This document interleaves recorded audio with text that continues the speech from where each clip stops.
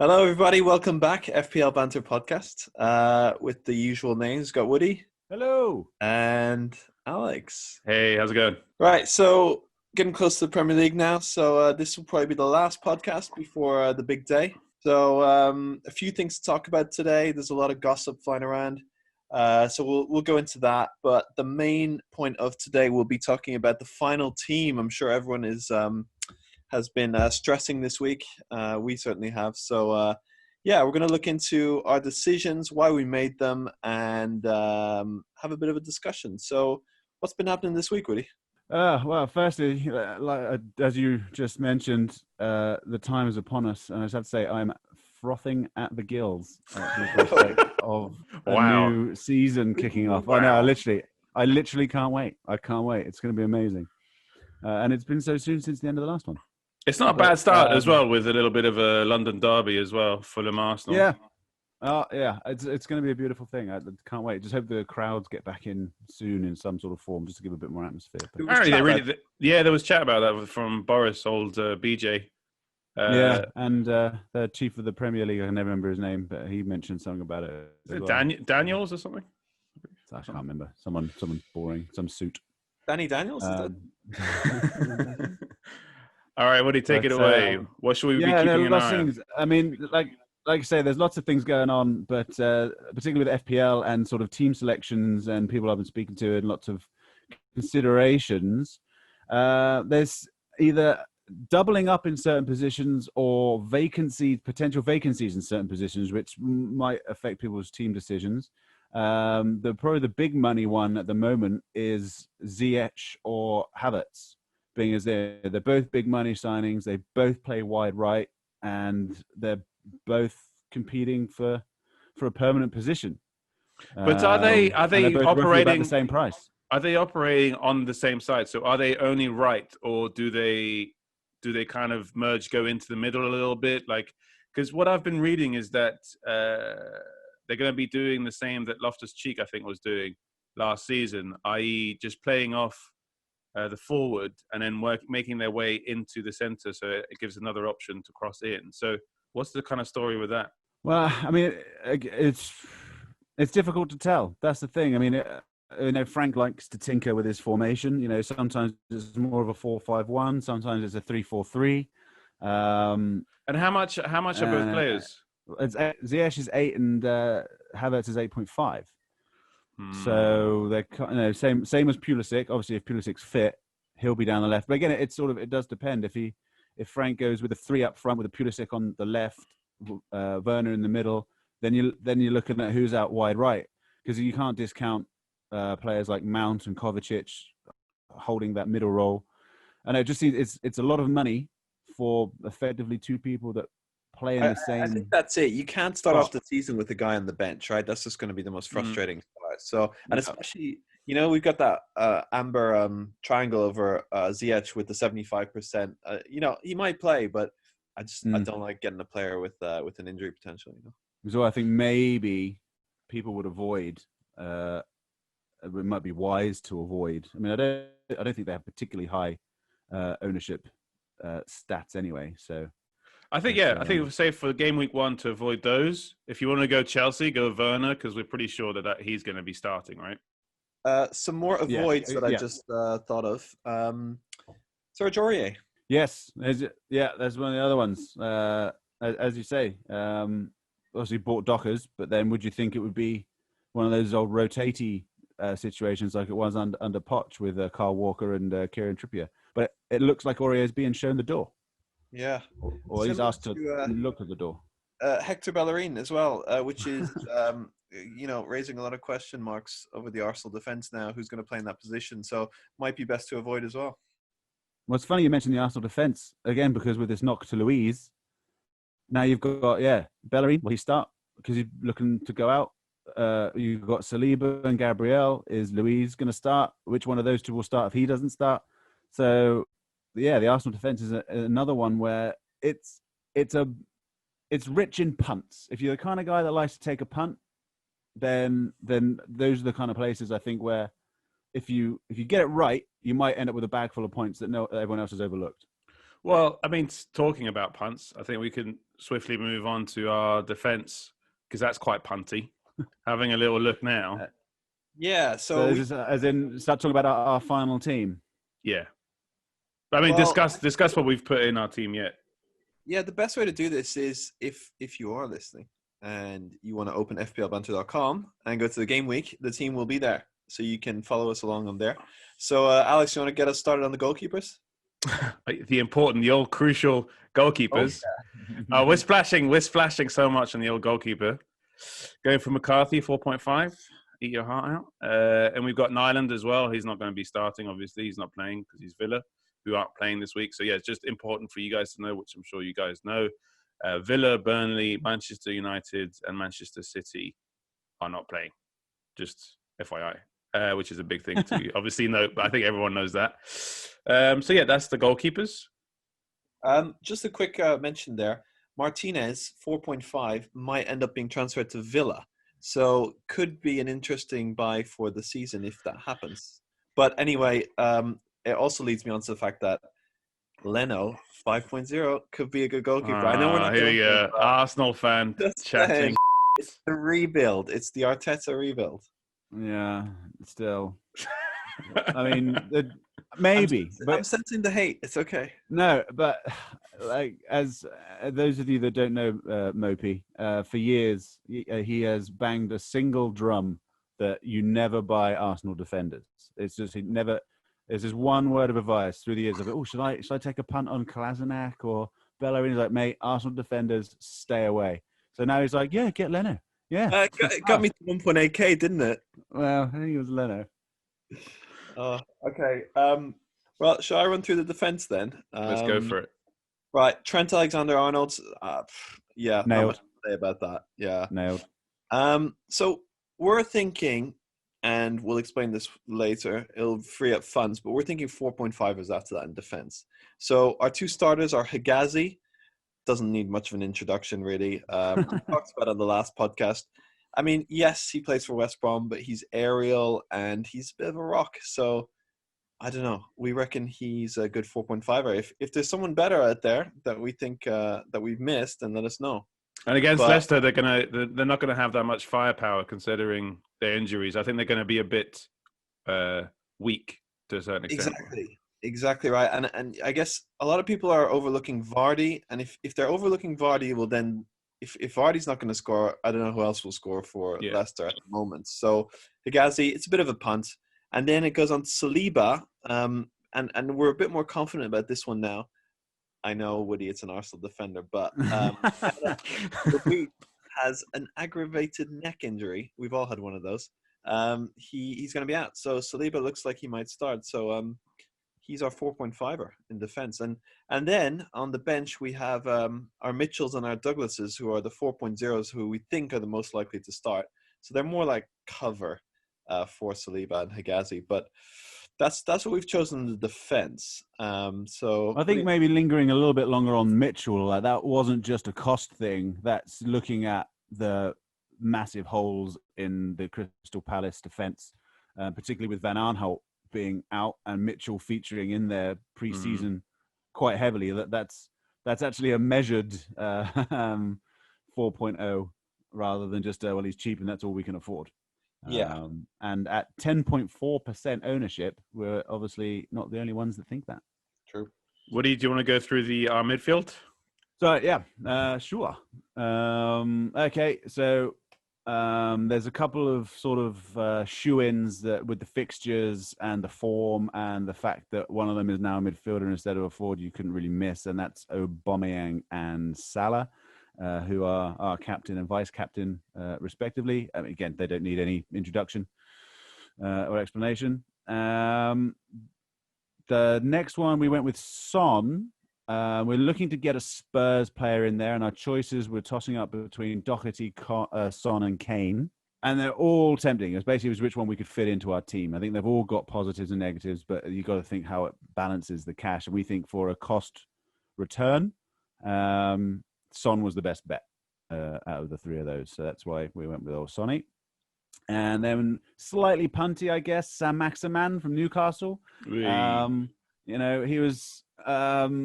in and out of form last season, mercurial, you might say, a bit hit and miss. But they've got a good fixture. West Ham, pretty leaky at the back towards the end of last year. Haven't made a raft of signings to shore up the back, whereas Newcastle going forward now with Callum Wilson, Frazier, Almiron, Sam Maximan, Hendrick, Shelby. It's a decent looking forward lineup. And, for 5.5 million, he's the only real value 5.5 million midfielder out there that's likely to score points and get attacky. And he's got a good fixture. Being a Toon fan, you're probably loving the fact that there's Frazier who's come on board and there's, Wilson up front as well, right? I am. Yeah, I am. Is that part of the froth? Is that part of the froth? There's a bit of froth when it's bubbling up. Yeah, when old Saudi megabucks didn't turn up, I think we were all a bit like, oh god, here we go, another trog through the mire of fighting off relegation. But we've got bargains. I mean, Fraser was free, Hendrick was free, Callum Wilson was 20 million, Jamal Lewis as well, Sean at the back, he was only 12 million, I think. So we've been frugal, but we've got great players out of it, and it's a good looking forward lineup now. I'm pretty optimistic. Good, but and just to finish off the bench. Again, it's looking for a 4.5 mil sort of placeholder that's likely to at least get some points. And there's obviously a few out there. We've landed on Oriol Romeo at Southampton. Again, if anybody can tell us why that's a stupid idea or give us a guarantee why there's a better one out there, we'd be all ears. Yeah. Shall I break down for Alex? It is forwards. All right. Well, let's start off with the standard ones. I think we can have a little bit of discussion because it took us a bit of time internally to kind of agree on these. We all have our own opinions with these guys, except for this one, obviously, which is Timo Werner. I don't think there's any discussion on that because he will definitely be starting. Because I mean, instead of the Giroud and the Stop it. or the Giroud. Did you meet Giroud in the restaurant at a rendezvous? Giroud, is that better? Giroud. Alex Giroud. is the one who's the stickler for the pronunciation. So yeah, he is. It's a good thing we got rid of Vinegar, isn't it, Eric, in our defense? Well, he's not starting. But anyway, so you got Tammy Abraham and Giroud up front usually. That just sounded weird. Go back to the old way. and don't overlook old Missy Batshuayi. Michi Batshuayi. There you go. That's the way I say it. Batshuayi. Okay, that guy does not have a Mitsubishi. standard name. Okay, I just look. Come Mitsubishi, on, mate. Mitsubishi, the car. Anyway, so Werner's up front. That's pretty sure. Hopefully he'll get us a couple of goals. Then we got Ingsy, and our own Mopey is pretty mopey about Ingsy. So he's not a big fan of him. My mopiness is justified because whoever decided to, it must be a great job assigning prices to players. Whoever's doing that job has got the dream job. But anyway, when they made Ingsy and Jimenez the same price, they were mugging us off because they just knew we had to then pick, right? But they're the exact same price. We're going to have to pick one of them. And which one do you go for? I mean, they're both good on their day. Yeah. So, I mean, I personally believe that Jimenez can score against anyone, anytime. He just he's a great player. Everyone knows that. But I find him quite reliable. Whereas Ingsy, he needs to be on the Ingsy train. Like, once the train's going, then you got to be on it. But, there was a period last season where he just blanked for about 7 or 8 game weeks. Whereas I don't find that with Jimenez as much. So if this is the time for Ingsy... that wasn't the period he was injured, was it? No. That would explain the blank. No. I would know because I had him, and it was frustrating watching you mugs every week with Jimenez getting the goals. So I kind of lean towards Jimenez, but then again, I do like Ings, and on his day, he's a great player. And as well, you have to think that the reason why we chose Ings over Jimenez was also purely because of the fixture. You've got Crystal Palace, so Southampton have Crystal Palace away, whilst Wolves have Sheffield United away. So, which in our minds, we kind of agreed that Southampton are more likely to score than Wolves are more likely to score. So, I mean, purely logically, obviously, that can be changed. That could really depend on that said, the Sheffield United defense is not tried and tested without their goalkeeper, and he really was the rock in defense, right? Yeah, Yeah. Hendo, it's true. That's going to be an interesting thing to develop actually at Manchester United. But yeah, I know it's irrelevant right now. But then also one of Wolves' main attacking threats, weirdly, was their right back Doherty, and he's not there anymore. So now that's a dimension that's really going to shift the way they play. That's true. I don't know how many assists Doherty got for Jimenez, but I think it was quite a few. He did, yeah, he did. That's for sure. Something to consider. I think, to be honest, unfortunately, it's looking like Leicester and Wolves, who were really entertaining towards the end of last season, might have a bit of a tough time, I think, at the beginning of the season. Yeah. Possibly. A lot of new Portuguese players at Wolves. Even more new Portuguese players at Wolves. So time to bed in. Wolves, just something to consider. Wolves next week have Man City, whereas Leicester have Burnley. Now, remember, one thing to consider is Wolves beat Man City twice last season. So I think, look, I'm happy to settle on Ings, but I'm just going to leave that out there. If you want to go on the Jimenez train, I feel you. Yeah. And then finally, we've got Mitrovic. And obviously Fulham versus Arsenal. Arsenal are leaky. We know how leaky they can be. I'm sorry, Eric, even though we've got an Arsenal defender in there. I do see it as a 1-1, a 2-2, something kind of like that. And I reckon that Mitrovic is going to be involved in those goals, I reckon. I do like the fact that he's on penalty. But you've stumbled across something there which opens up a sort of philosophical debate there, Alex. So do you, in these situations, get a defender and a forward that are opposing one another so that you're covered on one? So you think, okay, well, if Mitrovic scores, then Saliba loses clean sheet, but at least I've got Mitrovic scoring. Or do you double up and you think, right, well, who are my forwards playing against? I'm not going to play defenders against them, and you know what I mean. I want to bank on that result being a win for the forwards. It's an interesting one, isn't it? Because I was thinking that when I said it, I could be quite deep, guys. It kind of goes back to what we were saying about Higazi. I mean, it's either you have Vardy or you have Higazi, because you're thinking either Higazi is going to keep it clean or Vardy's going to bang the goals in. So having both kind of contradicts itself, right?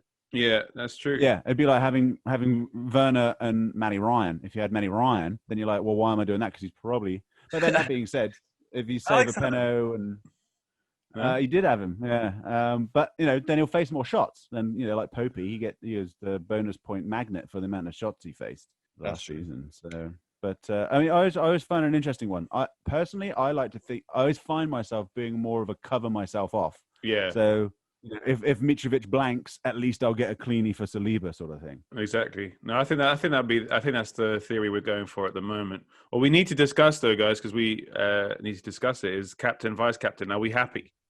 Because we've got Aubameyang as captain and Salah as vice captain. See, I can see a lot of logic behind having Salah, because they're playing a newly promoted team. Okay, Leeds have history in the Premier League, but it was 16 years ago, right? And not only that, but Salah is he's reliable, he's on penalties. A lot of people have captained him, and I wouldn't blame them. Yeah, so I personally vote to switch them around. So I'd rather if we had Salah as a captain and Aubameyang as a vice. See, I like that. I think I'm okay with that. Oh, so you're on a captain Salah. I mean, I would go Oba. I would go Oba. What's your reasoning behind it? Well, he's also on Penos, and according to Eric, free kicks. I remember him taking one, I think, because everyone else was off. But yeah, so he's a dual, apparently, dead ball guy, and he's their main threat. I mean, you look at their points from last season; he got double everyone else, and goals. The honours are shared at Liverpool between four players, really. 5, 4. But it's interesting as well, because to go into transfer discussion about him, he still hasn't signed a new contract yet, and I don't understand what's taking so long. Oba, I thought he had. No, he hasn't. That hasn't been signed yet, right, Eric? Oh. I don't think he has officially, no, but it's looking like he will. I think that's the word on the street, anyway. Okay. But then Eric didn't know which side of the defence Tierney played on, so that's not true. This guy. So yeah, so what do we think? So do we switch then? Should we agree on Salah as captain? I'm down for that. I'm happy with the Salah captain. I mean, I've been outvoted, so I'm not happy about it. But sure, majority, democracy, all that stuff. All right. So, well, that's the switcheroo going on. Yeah. Now, I just want to open something up. Okay, this is controversial, but if like us, you have some big names like Aubameyang, Salah, these 12 pointers that are taking up a lot of finance in your team, have you considered Oba plus a guy like Romeu, 4.5 midfielder? If you were to sell Oba, and now you have, say, Willian and Ziyech, over a season, will the combination of Willian and Ziyech outscore Oba and Romeu? I would say yes, but can you afford to not have Oba? What do you guys think?